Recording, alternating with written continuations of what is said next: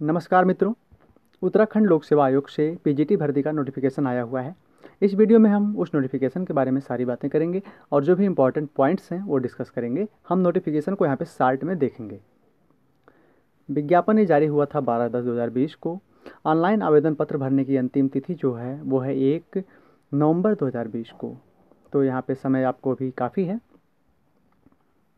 और ऑनलाइन आवेदन पत्र के स्व हस्ताक्षरित प्रिंटआउट के साथ शाखावार विषयवार पृथक पृथक समस्त अनिवार्य शैक्षिक अर्हता और समस्त अभिलेख जमा करने की अंतिम तिथि है 16/11/2020। इसका मतलब यह है कि ऑनलाइन फॉर्म को अप्लाई करने के बाद आपको अपने समस्त प्रमाण पत्रों की फ़ोटोकॉपी उस पर साइन करके स्वप्रमाणित करके उसे उत्तराखंड लोक सेवा आयोग को भेजना होगा। और जो आपने ऑनलाइन फॉर्म अप्लाई किया है उसका प्रिंट आउट भी वहाँ पे आपको भेजना होगा। इसकी जो डेट होगी वो है 16 नवंबर 2020 तक। अति महत्वपूर्ण निर्देशों में कुछ कई सारी बातें हैं। अगर आप इसको डिटेल में पढ़ना चाहते हैं तो आप नोटिफिकेशन डाउनलोड कर लीजिएगा। नीचे आपको डिस्क्रिप्शन बॉक्स में लिंक मिल जाएगा। अभ्यर्थी यह सुनिश्चित कर लें कि वह ऑनलाइन आवेदन पत्र भरने की अंतिम तिथि अर्थात 1/11/2020 तक विज्ञापन में वर्णित अनिवार्य शैक्षिक अर्हताएँ और अवश्य धारित करते हों। तो कई सारी जो अर्हताएँ हैं वो जो है आपको इस डेट तक पूरी हो जानी चाहिए। अर्थात ये है कि अगर आपका बीएड या फिर जो भी योग्यताएँ इसमें मांगी जा रही हैं अगर वो अपीयरिंग में है तो आप इसके लिए अप्लाई नहीं कर सकेंगे। ये चीज़ें 1 नवंबर 2020 तक आपकी पूरी हो जानी चाहिए। यहाँ पे बताया गया कि ऑनलाइन आवेदन के समय अभ्यर्थी को अपने समस्त शैक्षणिक प्रमाण पत्र एवं अंक पत्र, हाई स्कूल, इंटरमीडिएट, स्नातक, स्नातकोत्तर, बीएड, शिक्षा शास्त्री, एलटी, अधिमान्य अर्हता आदि जो भी हों आपके पास उससे संबंधित प्रमाण पत्र अपलोड करना अनिवार्य है। यदि अभ्यर्थी द्वारा पठनीय एवं वैध प्रमाण पत्र अपलोड नहीं किया जाता तो अभ्यर्थी को प्रश्नगत मद के सापेक्ष अनर्ह माना जाएगा और आरक्षण से संबंधित श्रेणी उपश्रेणी का भी वैध और पठनीय प्रमाण पत्र अपलोड करना अनिवार्य है। यदि अभ्यर्थी द्वारा आरक्षण से संबंधित प्रमाण पत्र अपलोड नहीं किया जाता तो अभ्यर्थी को प्रश्नगत पद के सापेक्ष आरक्षण संबंधी कोई लाभ अनुमन्य नहीं होगा।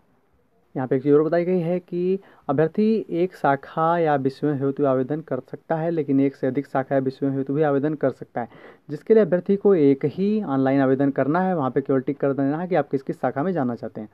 पुरुष अभ्यर्थी केवल सामान्य शाखा और महिला अभ्यर्थी दोनों शाखाओं में आवेदन कर सकते हैं, जिसमें महिला और सामान्य शाखा दोनों शामिल है। यहाँ पे पुरुषों और महिलाओं के लिए दो अलग अलग टाइप की सीटें हैं। पुरुषों की सीट में महिलाएं फाइट कर सकती हैं, महिलाओं की सीट में पुरुष फाइट नहीं कर सकते।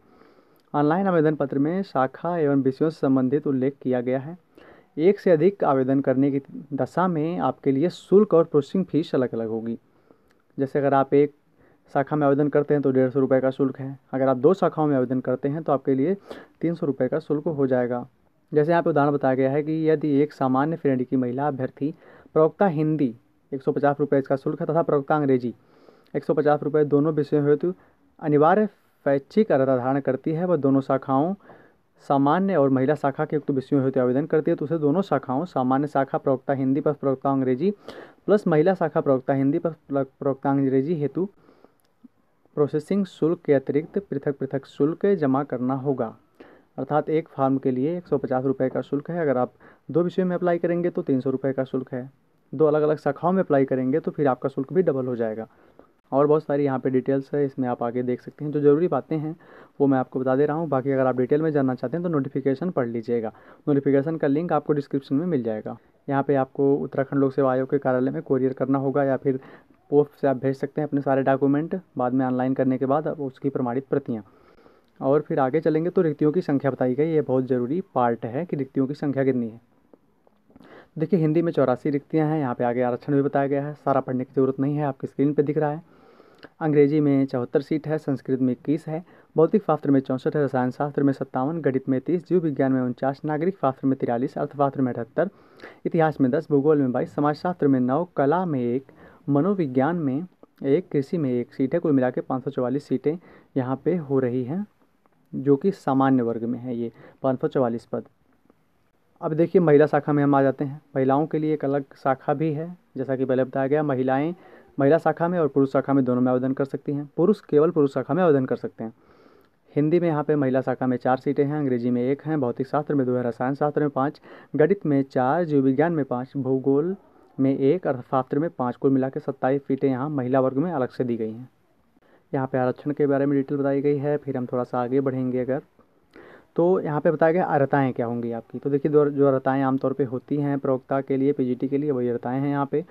यहाँ पे बताया गया है प्रवक्ता समाजशास्त्र, भूगोल, अर्थशास्त्र, इतिहास, भौतिक, रसायन शास्त्र, गणित, मनोविज्ञान, अंग्रेजी इत्यादि के लिए भारत में विश्व द्वारा स्थापित किसी विश्वविद्यालय से स्नातकोत्तर उपाधि, एमए या एमएससी, एमकॉम, राजकीय या फिर सरकार से मान्यता प्राप्त प्रशिक्षण संस्थान या महाविद्यालय से एलटी डिप्लोमा हो या फिर बीएड हो आपका किसी विश्वविद्यालय या किसी विश्वविद्यालय से संबंधित कॉलेज से, किसी भी कॉलेज से, तो फिर आपका हो जाएगा यहाँ पे बीएड होगा। तो उपयुक्त बातों के समान होने पर सीधी भर्ती के मामले में भर्ती को अधिमान दिया जाएगा जिसने प्रादेशिक सेवा में जो है, अगर आपने 1-2 वर्षों की सेवा की है, एनसीसी आपने किया है, एनएसएस का प्रमाण पत्र अगर आपके पास सी प्रमाण पत्र है तो भी यहाँ पे वेटेज मिलेगा आपको, तब मिलेगा। लेकिन जब 2 अभ्यर्थी समान कटाव पर पहुँच जाते हैं और दोनों एक दूसरे के बराबर योग्यता प्रदर्शित करते हैं तो उसमें से दोनों बातों को समान होने पर, अन्य बातों के समान हो जाने पर इस मामले से आपका चयन किया जाएगा। जिसने एनसीसी किया होगा, एनएसएस किया होगा, उसका चयन पहले हो जाएगा वहाँ पे।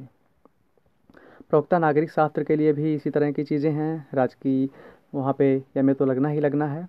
और फिर राजकीय सरकार से मान्यता प्राप्त प्रशिक्षण संस्थान, महाविद्यालय से एलटी डिप्लोमा या भारत में द्वारा स्थापित किसी विश्वविद्यालय शिक्षा शास्त्र में स्नातक उपाधि बीएड हो तो फिर आपका हो जाएगा। देखिए लगभग सारी योग्यताएं यही हैं, हर एक चीज़ के लिए लगभग योग्यता यही है। प्रवक्ता हिंदी में थोड़ा सा डिटेल है, इसके बारे में देख लेते हैं। भारत में द्वारा स्थापित किसी महाविद्यालय से हिंदी से स्नातकोत्तर उपाधि, भारत में द्वारा स्थापित किसी विश्वविद्यालय से संस्कृत विषय के साथ स्नातक या भारत में द्वारा स्थापित किसी विश्वविद्यालय से शास्त्री की उपाधि हो तो भी आप हिंदी के लिए आ रहे होंगे।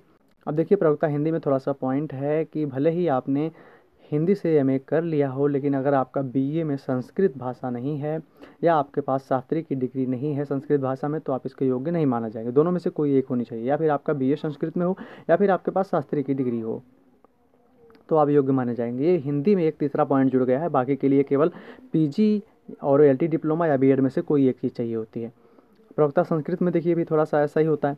भारत में द्वारा स्थापित किसी विश्वविद्यालय से संस्कृत में स्नातकोत्तर उपाधि और द्वारा स्थापित किसी संस्कृत विश्वविद्यालय से आचार्य साहित्य, आचार्य व्याकरण, आचार्य फलित ज्योतिष, आचार्य नव्य व्याकरण, आचार्य वेद, आचार्य तुलनात्मक दर्शन की उपाधि राज्य की या सरकार से मान्यता प्राप्त प्रशिक्षण संस्थान से, यहाँ पे भी एलटी डिप्लोमा या बीएड की बात की गई है।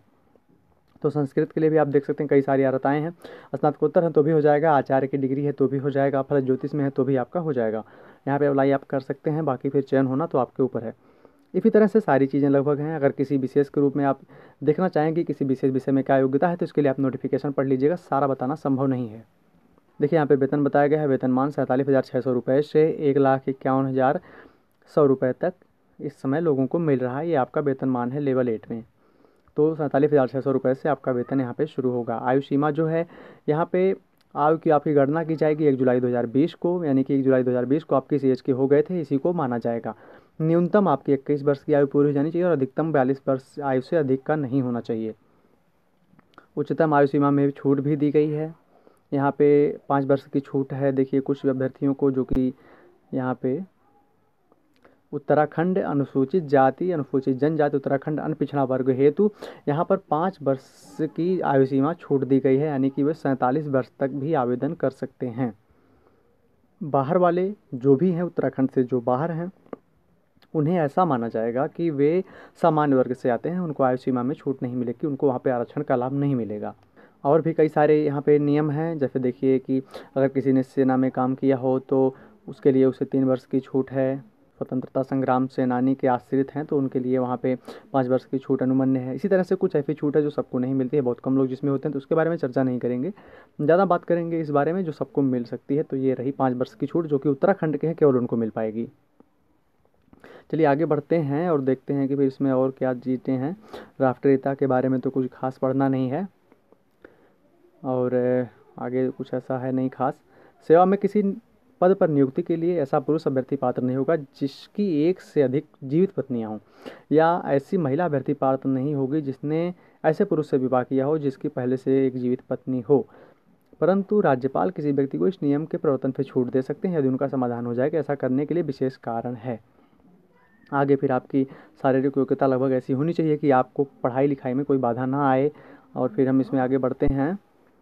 यहाँ पे आगे फॉर्म भरने का तरीका बताया गया है, इसमें तो आपको कुछ खास बताना नहीं है, ये आप आराम से कर लेंगे। यहाँ पे देखिए फीस रखी गई है। अनारक्षित वर्ग के लिए प्रत्येक आवेदन शुल्क 150 रुपये है और प्रोसेसिंग फीस 26 रुपये है, तो कुल मिला के 176 रुपये हो जाता है एक फॉर्म के लिए। पीछे बताया गया था आपको 150 रुपये का शुल्क, जिसमें प्रोसेसिंग फीस शामिल नहीं थी। कुल मिला के 176.55 रुपये एक फॉर्म का शुल्क हो जाता है किसी एक विषय में अप्लाई करने के लिए। 2 विषय में अप्लाई करेंगे तो इसका 2 गुना हो जाएगा। 2 अलग अलग श्रेणियों में महिला अभ्यर्थी जो वो अप्लाई करेंगे तो इसका फिर 4 गुना हो जाएगा उनका। नीचे परीक्षा सेंटर बताया गया है आपके लिए। यहाँ पे आप देख सकते हैं कि अल्मोड़ा, रानीखेत, चंपावत, पिथौरागढ़, नैनीताल, हल्द्वानी, रुद्रपुर, काशीपुर, बागेश्वर, पौड़ी, श्रीनगर, कोटद्वार, गोपेश्वर, नई टिहरी, रुद्रप्रयाग, उत्तरकाशी, देहरादून, ऋषिकेश, हरिद्वार, रुड़की इत्यादि आपके परीक्षा सेंटर हैं जिसे आप अपने फॉर्म में चुन सकते हैं। उत्तराखंड से बाहर कोई भी सेंटर नहीं मिलेंगे, सारे सेंटर उत्तराखंड के अंदर ही आपको मिलेंगे। लिखित परीक्षा के बारे में यहाँ बताया गया है कि यहाँ पे लिखित परीक्षा में माइनस मार्किंग होगी। प्रत्येक प्रश्न के लिए 1/4 की माइनस मार्किंग रखी गई है, अर्थात एक प्रश्न गलत होता है तो 1/4 अंक काटे जाएंगे। यदि अभ्यर्थी ने कोई प्रश्न हल नहीं किया है, उसे छोड़ दिया है, तो उसके लिए कोई मार्क नहीं काटा जाएगा। आगे उत्तर कुंजी इत्यादि के बारे में डिटेल्स हैं। फिर थोड़ा सा और आगे चलते हैं तो देखते हैं यहाँ पे और क्या बताया गया है। अब देखिए आगे जो बताया गया है परिशिष्ट 3 में, यह है क्वालिफाइंग मार्क। ये बहुत ज़रूरी चीज़ है। अनारक्षित और संबंधित उपश्रेणी के लिए आपके लिए 45% मार्क जो है न्यूनतम क्वालिफाइंग है। अगर इससे कम होंगे तो आपको नौकरी नहीं मिलेगी, भले ही सीटें रिक्त रह जाएँ। आर्थिक रूप से कमज़ोर होकर EWS के लिए 40% मार्क जरूरी है। इससे कम होंगे तो जो है सीट खाली रह जाएगी, लेकिन आपको पास नहीं माना जाएगा। तो ऐसे ही उत्तराखंड अनुसूचित जाति जनजाति इत्यादि के लिए 35%, पिछड़ा वर्ग के लिए 40% इत्यादि की मार्किंग की गई है। और ये सभी उन्हीं लोगों के लिए जो उत्तराखंड के निवासी हैं। उत्तराखंड के बाहर लोगों को जनरल के रूप में ट्रीट किया जाएगा और जनरल के रूप में जो उनके साथ जैसा नियमावली है वैसा ही किया जाएगा। निम्नलिखित प्रमाण पत्रों की स्वप्रमाणित छायाप्रति ऑनलाइन आवेदन पत्र में किए गए दावों के सापेक्ष ऑनलाइन आवेदन के प्रिंटआउट के साथ लाना अनिवार्य है। यहाँ पे ये चीज़ें जो हैं जो जमा करनी है आपको उत्तराखंड में भेजनी है लोक सेवा आयोग को। उनकी लिस्ट है: हाई स्कूल प्रमाण पत्र अंक तालिका, इंटरमीडिएट प्रमाण पत्र अंक तालिका, स्नातक, स्नातकोत्तर, LLT डिप्लोमा, अधिमान्य अर्हताएँ जो भी आपको जो वेटेज मिलेंगे उनके लिए जो भी डॉक्यूमेंट्स हैं वो आपको भेजने होंगे। और विभिन्न तरह के आप जो दावे कर रहे हैं, जो भी चीज़ें आपने फॉर्म में उल्लेख किया है उसके लिए आपको भेजना पड़ेगा। अगर आप पहले से कहीं सेवारत हैं तो नियोजक द्वारा आपको अनापत्ति प्रमाण पत्र जारी कराकर उसे भी भेजना पड़ेगा। अब देखिए लिखित परीक्षा के सिलेबस और पैटर्न के बारे में हम आपको दूसरे वीडियो में बता देंगे। यहाँ पे कुछ खास दिख नहीं रहा है, इस नोटिफिकेशन में कुछ खास ऐसा पता नहीं चल पा रहा है कि इसका पैटर्न और सिलेबस क्या है, तो हम वेबसाइट से पता करके आपको शीघ्र ही एग्जाम आने से पहले ही इस परीक्षा का लिखित पैटर्न इत्यादि बता देंगे। इससे पहले आप जैसे आप अदर स्टेट की PGT की तैयारी करते हैं उसी पैटर्न पे आप तैयारी अपनी जारी रखिए। ठीक है फ्रेंड्स, अगर वीडियो पसंद आया तो लाइक करिए, चैनल के साथ बने रहिए। Thanks for watching.